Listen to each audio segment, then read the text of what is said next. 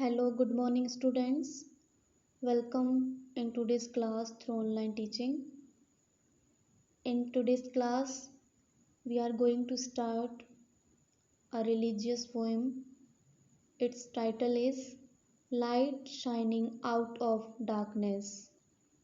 Light Shining Out of Darkness. It is a religious poem and it is written by William Cowper, who was born in 1734 and he was died in 1800 in United Kingdom. William Cowper occupies an important place in English poetry. He is the best representative of the transition from August values to the Romanticism. From Augustan values to the Romanticism. He belongs to the group of transitional poets like Thomson, William Blake, Thomas Gray and William Collins, whose periods falls between the age of Alexander Pope and the age of William Wordsworth. These poets are called transitional poets because they carry with them the virtues of the 18th century poetry, want of emotions and stress on reason, nature of man, town poetry, devotion to form, and medium of heroic couplet. And also they shows the qualities of romantic revival of the 19th century.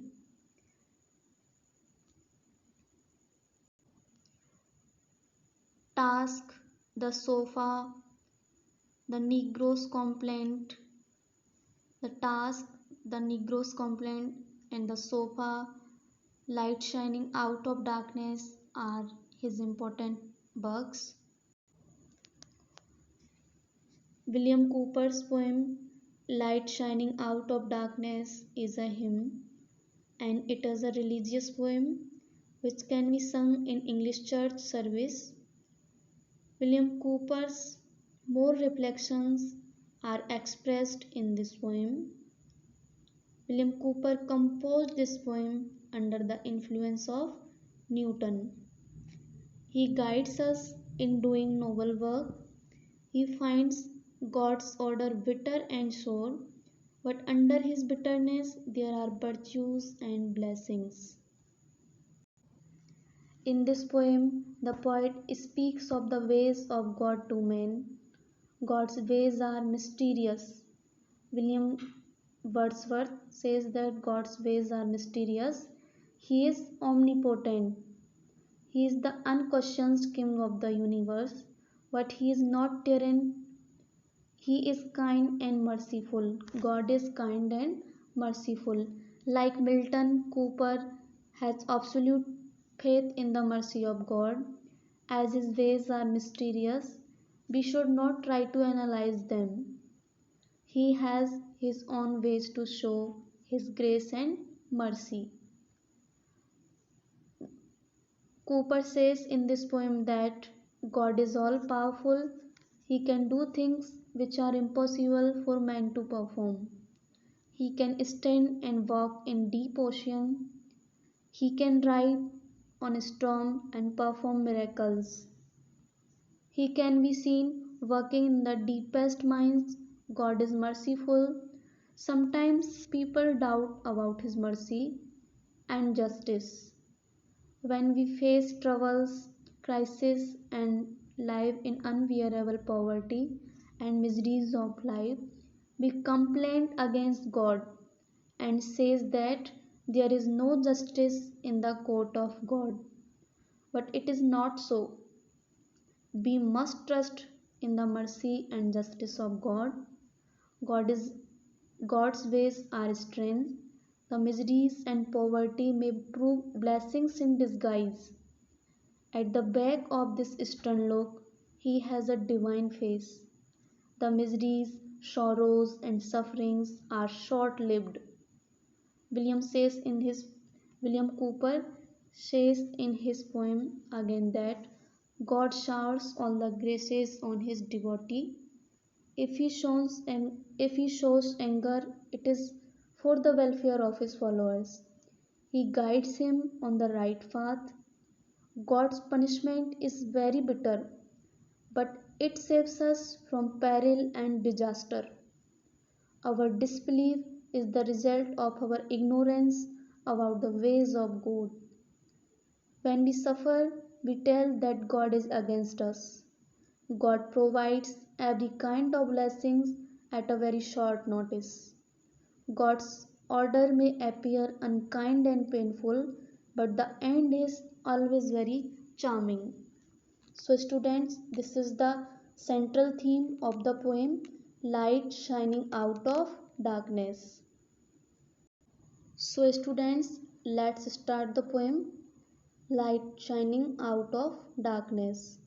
It means light means light of religion and faith and God's mercy. God moves in a mysterious way. God moves in a mysterious way. His wonders to perform, he plants his footsteps in the sea and rides upon the storm. Deep in unfathomable mines of never failing skill, he treasures up his bright designs. Treasure up means hidden and works his sovereign will. Ye fearful saints, fresh courage take. The cloud says, Ye so much dread, are big with mercy, and shall break in blessings on your hand. Students, we know that this poem is a type of hymn, and in the opening line, the poet wants to say that the greatness and the mercy of God, he tells us about the greatness and mercy of God. It uses innumerable metaphors for this. The poet says that even if life unfolds misery, there is a hidden meaning in the hardship of human life. The poem tells the quality of faith. He says that man should have unfailing faith in God's mercy. This poem was written under the austere influence of Newton. The poet says that God's acts are mysterious for us. We fail to see the hidden meaning in God's ways to man. William Cooper says that God acts in a mysterious manner. We do not understand the way God performs his actions. He is all powerful and can do things which man cannot understand. He stand he can stand in the sea, he can ride upon the storm. God can be seen working in deep mines, the depth of which cannot be measured. His actions are done with a sure hand. He never fails. He has his own plans and, like a sovereign ruler, carries out his will. There is nothing in this world which can cause God's acts to fail in their design because God is omnipotent. God's ways are mysterious, like Milton Cooper has absolute faith in the mercy of God. So the poet says that we should not try to analyze them. He has his own ways to show his grace and mercy. The poet once again says that God is all powerful. He can into the deepest depth of the earth. He can work in the deep mines. It is very difficult for man even to measure the depth of such mines. He does his work with full confidence and never fails. He works through his own peculiar way. Like a supreme ruler, he carries out his will. No one can dare question his will or fail him in his design.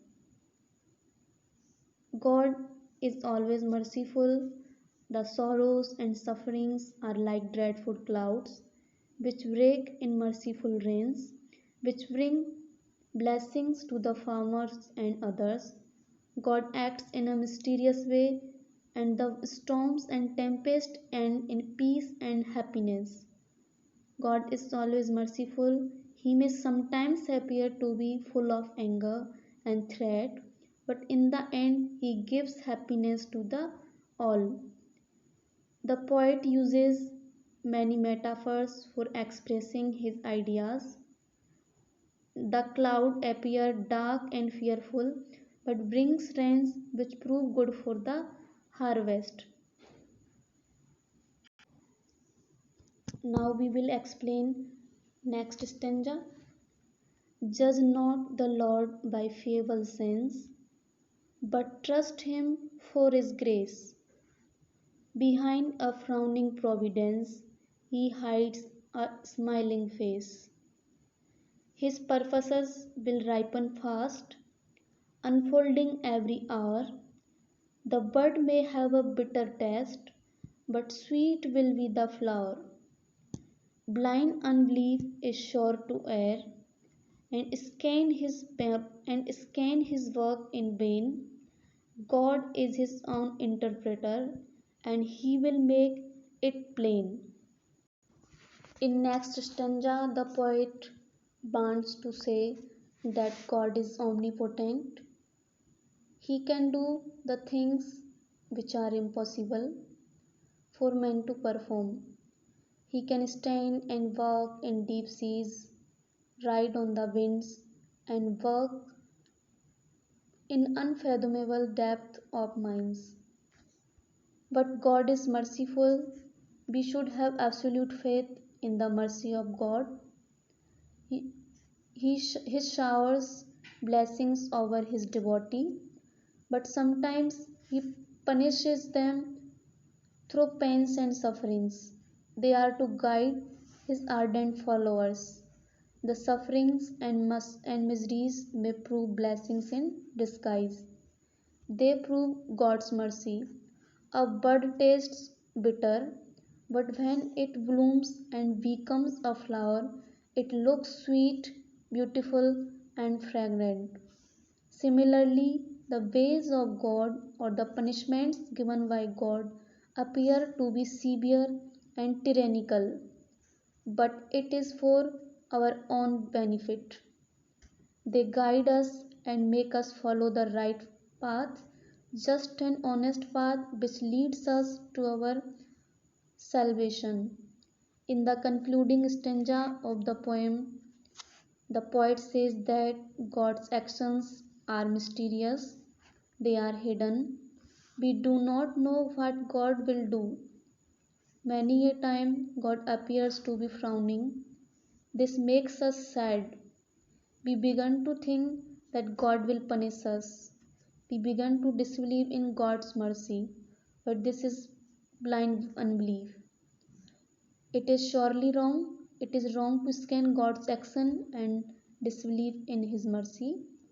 God has His own manner of showing His mercy. When time comes, God Himself makes all His actions plain and clear.